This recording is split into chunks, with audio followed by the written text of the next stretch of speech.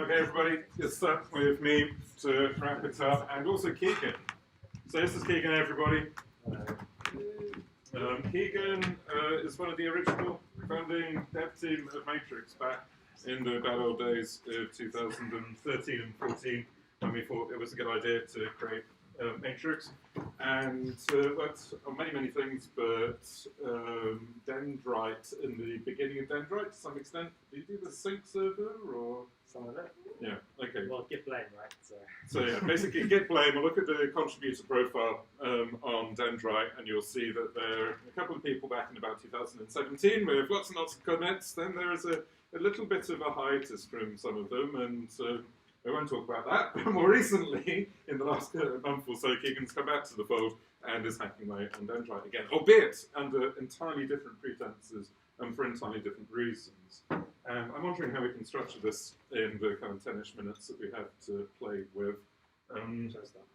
Yeah, perhaps that's the way to do this might be to just give a little bit of context about P2P, and then we can actually talk about specifically the P2P work, what has been going on. Sure. Get the right place. Your contacts in Warsaw. So this is the same slides that if the HDMI hadn't been destroyed by Half-Shot. Do you need the mic for the people on the camera? Oh yeah, that's a good point. Sorry, I don't think we do. It's not hooked up to the camera. You can hear me anyway.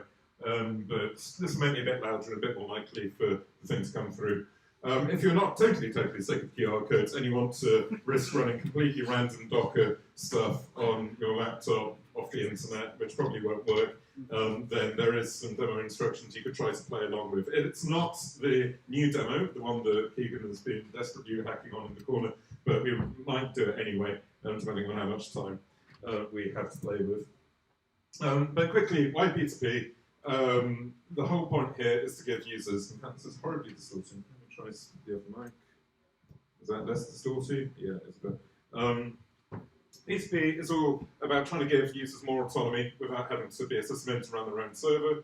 Critically easier onboarding, you don't need to pick an instance, you're just part of the hive from the outset. And the idea of making Matrix more P2P-able is that by default you can just start off P2P. You install Riot, and you've got a home server running in Riot, and you have total control over all of your comms. If you want a home, then you can go and find a home, somewhere to pin your messages on the internet, on the server, forever, and you can have multiple ones, potentially, to share between different servers, but in the end, you don't have to do that.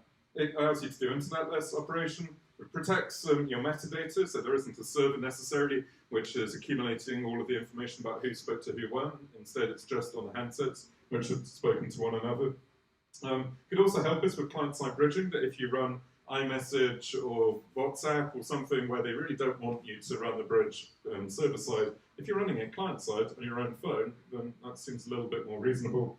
And also makes us, it really raises the bar for Matrix, because if we can go and support a home server running on every client, and it forces us to improve the routing algorithms, it forces us to have better transports. It means we have to shrink our home servers from being gigabyte-sized Python things like Synapse down to relatively dinky little Go things like Dendrite.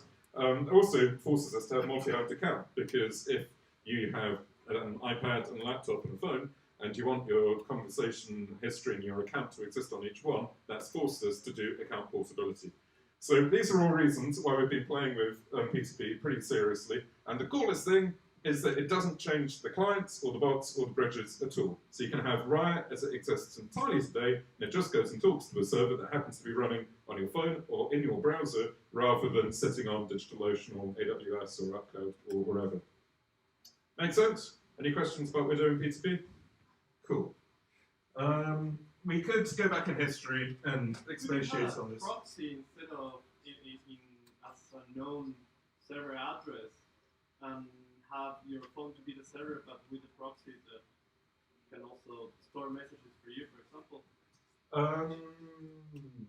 Yes, but at that point it might as well just be a server. If you're running a server of some type on your phone, I mean, it might as well be the real deal. In fact, if we kind of flip it the other way around, that you do need some kind of thing in the network to store and forward your messages if the person you're talking to is down, if everything was peer-to-peer. And honestly, we still haven't quite had an argument over how to do that yet. So rather than having a thin proxy on the client and then a chunkier thing on the network, we've literally flipped it around to be a simple store and forward thing on the network, and then a home server, a full home server on the client at the moment. Let me very quickly skim through some stuff like that. Back to 2018. This is actually more a useful diagram to look at, in that this is where we're at today, in that you've got servers talking to each other over HTTP, and then you've got clients with, say, an SDK with E2E in them, and a local cache which talks to the server over the CS API. Now, the next kind of extension to that might be that you could factor out the hard bits, like the end-to-end encryption, and the search, and the history, and that sort of thing, and put it into a daemon that runs in the background, and this could even be shared between multiple Matrix clients. Another extension, though, is that you could kind of take that daemon and hoist it up as a cross-platform SDK into your client. So all of your different clients could be sharing a blob, a library that provides some of the heavy lifting stuff, so you don't have to keep re-implementing end-to-end encryption. And then possibly this daemon could even sprout a full home server. You might even put the end-to-end encryption stuff in the server. So this is the kind of thing that you're running locally on your desktop in the background as a daemon, as a home server, still talking the same APIs to the client, but now it's using some kind of P2P transport to talk to other servers. And in some ways, the holy grail could be an embedded home server, where you then hoist this guy up into the client and have a reusable embedded home server widget. Client's still talking now natively CS API straight through to it, and you're talking straight through server-server API over P2P or CS API. And that diagram came together, I think, 2 years ago now, 2018, just to try to clarify some of the ideas which have been hanging around in this space. And the cool thing is that we've implemented Pantoliman now on the E2E side of things. Pantoliman is this guy. It is a daemon that runs on your client, and it offloads your own end-to-end encryption and your search history. We've also been rewriting Pantoliman from Python into Rust, and extracting the engine of that as, I think it's called Matrix NIORS at the moment, but the idea is basically to have it as a Rust SDK that can be embedded in other clients. Could be used, for instance, in iOS, could be used in Fractal, in GTK Rustland, could even be wrapped in JNI and used for Android, or even compiled to WASM and used on JS SDK. It's a bit of an experiment being done by Polyar, or Demir in real life, who wrote Pantoliman, wrote WeChat Matrix, and also wrote the Python Matrix and AI stack that is currently porting into Rust. But let's talk about the fun bit on the right-hand side of the peer-to-peer home servers. So if we go back to the current day, there have been a bunch of experiments here. There's one on Yggdrasil that's been done by Timothy Fleury at EPFL, which is using Kayap as a transport and Yggdrasil as a overlay network. Yggdrasil takes the entire internet and builds a spanning tree, that's the root of the spanning tree, over anybody participating in this overlay network. And it gives you an end-to-end encrypted overlay to talk to other people out there. It's got some interesting characteristics. For instance, the peering between the nodes is manually defined. So it could be explicitly discovering them via multicast DNS, or it could be a static route that you basically set up to link together these various different nodes. And then if this guy wants to talk to this guy, he either goes and traverses the routing of the tree to get to them, or having discovered them, he can then try to talk directly to them. And what Timotei did as I think a third-year project at EPFL was to write a widget that would convert your Matrix Federation traffic, proxy it into Yggdrasil, and then talk over Yggdrasil to other servers, and it worked. There's screenshots of it apparently working. And so that was one thing that's been going on in the last year on peer-to-peer. Next one is Dendrite as the next-gen server, and what if we just made it talk libp2p over Go? So libp2p is a modular stack that IPFS uses, and it gives you a whole bunch of building blocks, implementations in lots of languages, and we basically have gone and chucked HTTP over libp2p connections. So the experiment went to make Dendrite Federation work again, make it work a bit more, so add on messages API, and then replace the normal net HTTP stuff with Go lib P2P. Now we tried to do this demo, and Dave, are you in position to do a demo on this, or did your laptop run out of juice? What's the chances of this working? So we tried to do this before, and this one we do not expect to work, because honestly we haven't changed it in any way, we haven't touched it, we've been working on the beta demo ever since. Let me go and try to do what I did in Brussels and see how badly it goes this time, which is to create an ad hoc network called Bucephalus. If anybody was crazy enough to hit the QR code, then you can try following along too, but did anybody try to follow along with the QR code? Brendan is cautiously raising his hand. Let me and Dave try to do it first before you try to do anything. But basically I've got an ad hoc network running now, and I've already got a Dendrite, oh that's my broken synapse, there's a Dendrite running in a window here. I've actually got a Postgres running up already. I'm going to set Dendrite running here, and it's gone and found itself a public key here, and it's listening on some random IPv4 address, and hopefully, if I go connect to it with a riot, it's found one room, it's advertised one room. This is as far as we've got in Brussels. Oh, that's me heckling half shots. Deck. We've got an Matrix P2P demo, we've got a riot. Okay, so here is my riot, which is in a room here called the Dave room. And if you look at the MX IDs and the aliases of this room, yeah, I'm just zoomed in. There we go. You can see it's got a really, really ugly MX ID in that this is my IPFS public key, and you can see Dave in here, and we were successfully talking to one another a few minutes ago. How's it going on your side, Dave? Hey! So you see, this demo does actually work, and that we can have a conversation. Doesn't have typing notifications, unfortunately. Yay! Dave is in the Dave room. So this is what we were meant to be demoing at Potsdam, had it not gone horribly wrong, because it turns out that ad hoc Wi-Fi networks on a room with like 800 people or whatever it was, not so good. But this is actually showing proper Dendrite federating, running client-side in a Docker container, at least, with Postgres, talking through to Dave on the other side. So this shit can work. This is the first time we've shown it working properly in real life, complete with reactions and everything. So this is as far as this is even further than we got in Brussels. Now the question is, what's been happening in the last month? So having in no way, in fact, let's just look at the diagram of what was going on there quickly, which is not the right slide. One sec. Diagram. Right, so this is where we were before. Right, talking through to Synapse, talking to Postgres, talking to, today it's just Synapse, going down back up to Riot, and what we just showed you with P2P was you have a Dendrite running locally as a Unix daemon, talking Go lib P2P by Postgres, over lib P2P over the server API to another server on a different client, talking up through to Riot Web. So experiment 3 is what if we put Dendrite in the browser? What if we compiled Dendrite to WASM, implemented a Go HTTP transport backed by a JS lib P2P, implemented Go SQL driver backed by SQL.js, which is SQLite compiled to WASM running in the browser, and then in step 4, we go and put it in a service worker, and we actually intercept the outbound CS traffic. And do you want to talk about this, Keegan? It's still a work in progress.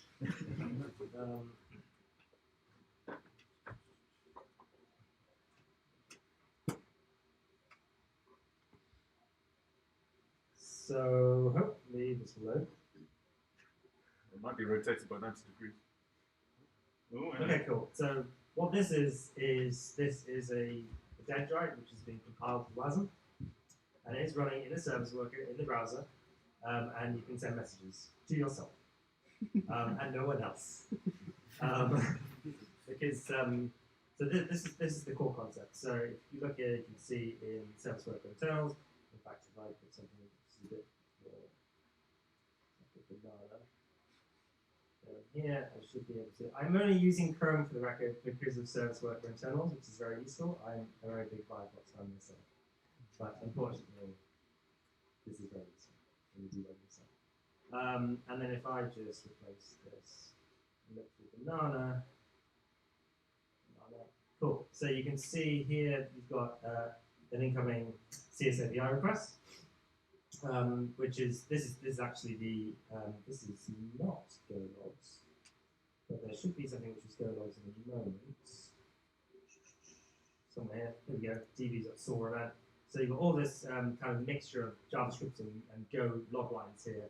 Basically, that banana got intercepted by the service worker and is being stored into a SQLite database. So instead of using Postgres, we are now using SQLite.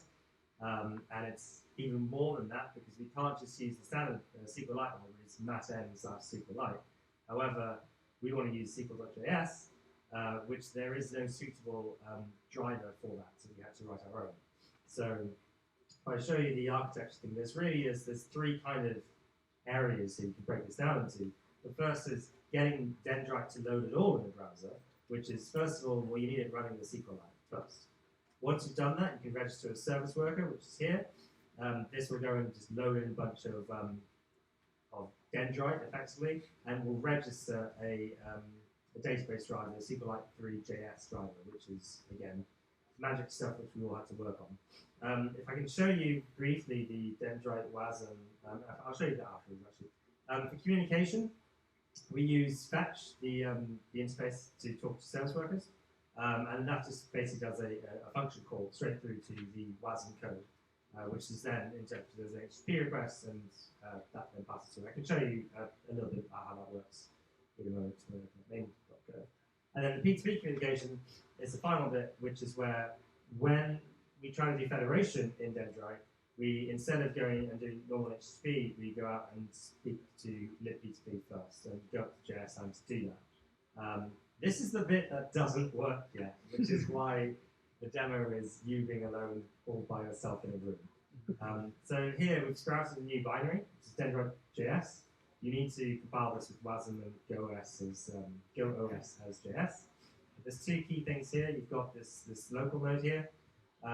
This is once you've registered for a local node in your list and you've registered the network, you can go and effectively intercept. The interesting bit here is okay. This is just the P2P stuff. The interesting bit is the service worker and fetch traffic. So this is what's going to be intercepting. So there's no actual HTTP requests being made here. They're all being just intercepted by this little Go function here. So you'll note there is no listen, serve, TLS or anything like that on 8008. It's just entirely replaced with these two functions there. Magic. Yeah, and it is lots of magic. And that's basically it. So most of the work has gone into getting Dendrite to work in SQLite at all, and then doing the side tests to make sure that we're pretty confident that it'll work in SQLite going forwards. And then it's getting the SQLite 3.js driver working, and then it's getting it to build with WASM and actually working in a service worker correctly, and then finally getting the libp2p stuff in there. I play with it. I haven't had to play. I mean, you can. This only started working like an hour ago, for the record. This is how fresh this is, and I want to see what's happening in the inspector, because surely that's going to be a lot more fun than the service worker logs. So you can see that we literally, well, can people see? Can people read this okay? Probably not on the internet, but in the room, hopefully we might have more of a hope of seeing that we literally have posts going through. This is E2E queries going through, and you can see Keegan's access token there. Please steal it and do horrible things with this ephemeral Dendrite, because obviously when he refreshes it will go away and be replaced by another one, but we don't persist the database at all so far. And so you can literally see these HTTP heads looking as if it's talking to port 8080, which is where actually Riot is working. But the magic of service workers is that it's intercepting that and just channeling it straight into Dendrite, which presumably gives a 404 because we just haven't implemented the keys query API in Dendrite yet. But there's one where it's actually working. So where's the sync? There's an incremental sync. So this guy here is actually a log line from Go itself. I think I'm right in saying? Yeah. And you can even see that it's giving us the, comically, it's giving us the Go line number and file that it's running in the depths of the JSON bit of matrix or user library in the guts of Go. So this, it's obviously being executed by the WASM exec wrapper, which allows you to put Go into the browser. But it's really happening. And if we go, well, can I refresh it? Will it explode? If you refresh it, you'll obviously lose everything. Let's see how far back we can scroll, because this is looking good. Cool. So where is the bit where it sets up the database? Because this it was. won't be there because it's outside the scope of the tab. You need to unregister the service. Are you sure? I believe you. Scroll. If I scroll enough, it will suddenly appear, right? Nope. Right? So this is the other weird thing about service workers. If you go and look in application and look at the service workers up here, you got this guy saying Dendrite SW is number 70 is activated and running, and these guys run completely separately from the life cycle of the tab, which is why I was asking what would happen if I refreshed, because the service workers should surely still keep going in the background. You haven't got updates on reload on. Oh, that's a good So point. I reckon I'm going to risk it and hit Control R or F5 or whatever, and hey presto, I'm straight back in. So that's the really cool thing. The Because Dendrite. every time I've always unregistered the service worker because I want to refresh the code. Yeah, precisely. But if you actually play it like a user rather than a developer, the Dendrite is still running in the background. So even though you refresh the entire thing, the server is still sticky and hanging around there in the background, which is ludicrously cool. Until you go and hit the unregister button or the stop button, at which point it's the end of the world. You can even literally go and focus on the tabs which are using it. In this instance, it's this tab, obviously. But can we get the logs from here? It'd be really obvious. I mean, service worker internals is. Yeah, but wouldn't it be nice to link you through to service worker internals to get at the logs? But basically, the logs, can I, if I all tab into things, am I going to see terrible things? Probably not. Well, have you got the service worker internal logs to hand? Because the thing that's so cool is setting up the schema. If you want to see that, then let me just unregister it. It'll work. We have to log in again. We have Yeah. to type the passwords and everything. Yeah, that's 1, 2, 3. Okay. Not Hunter 42. No, not of course. Okay, so this is the bit I was looking for here, where you can literally see all the SQL flooding through, and it's not just going at the beginning, it goes and creates the entire schema, which is pretty cool in its own right, and that you can see that SQLite gets completely populated up. There's the room server database. In fact, it's got, 6 or 7 different databases, because Dendrite is split into microservices. In this instance, all the microservices are running side by side in WASM, but each one gets its own database. And right up at the beginning somewhere, it should create a whole bunch of schemas for the tables and the indexes and the databases somewhere. Where's it gone? That's all right stuff. Oh, it's all debug. That's fine. It's what? It's all debug. Oh, you could just turn on the debug filter. There we go. So create table. Can we line wrap in here so we can actually see some of the fun bits? Never remember the shortcut. There we go. So there's creating a whole bunch of tables into there, and then you can see it inserting into the Kafka topics. Kafka being our NAF version of Kafka, which is in memory rather than You got it. rather than a whole bunch of Java stuff. And these are the vicious knits I was talking about earlier. Can you go back a sec? So one of the things which, down here, one of the things which Postgres gives you is native sequence support. So you can get the database to track any arbitrary auto-increment thing in an entity of its own right. SQLite doesn't have that, so you have to do it yourself. And this is an example of us going and building up one of these numeric IDs, one of these intern strings, to track the different topics in the nets and maintain that as a manual sequence, and so on and so forth. And there's something quite hard to describe about how magical it is to talk to an invisible home server. Isn't you're literally talking to port 8080 as if it's your local static web server for Riot, except literally out of nowhere, you get yourself a Dendrite, which is spewing SQL in your console like this. So this might be the future. It's almost working. I think it's probably another day before we get the libp2p bit of it working. The libp2p works in isolation. We've got a test rig that has it talking back and forth, a bit like the one that we showed a few minutes ago using the Go layer. I think it does work. I think it's Dendrite. I think it does work. I think it's Dendrite Federation, which does not work. So either way, Dendrite lives, thanks to Keegan and Neil Alexander, who's also been frantically hacking away, has been implementing V2 rooms in Dendrite, which is the new state res that we implemented back in 2018 for Synapse, and we're frantically catching up now. But it's really fun to re-implement all of the new state res stuff, the merge resolution algorithm that Matrix uses, and this time document it even better than the first implementation in Synapse, and have different people implement it so that we improve the quality of the implementations. And hopefully that will merge soon, and Dendrite and peer-to-peer is coming. Watch this space. Yay!